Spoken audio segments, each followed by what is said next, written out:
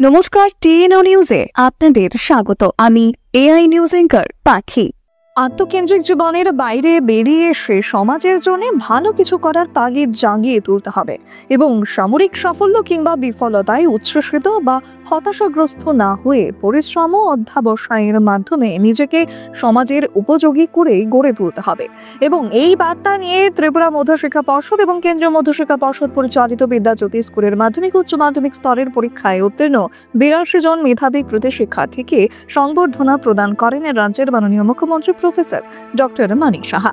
এই অনুষ্ঠানটি হাঁপানি আন্তর্জাতিক মেলা প্রাঙ্গণের প্রেক্ষাগৃহে বিদ্যালয়ের শিক্ষা দপ্তর আয়োজিত এই মহতী অনুষ্ঠানে উপস্থিত সকল কৃতি ছাত্রছাত্রীদের উজ্জ্বল ভবিষ্যতের কামনা করেন রাজ্যের মাননীয় মুখ্যমন্ত্রী। এখনকার মতো সংবাদ এ পর্যন্তই। পরবর্তী নিউজ ও আপডেটস দেখার জন্য অবশ্যই চোখ রাখুন টিএনও নিউজের পর্দায়।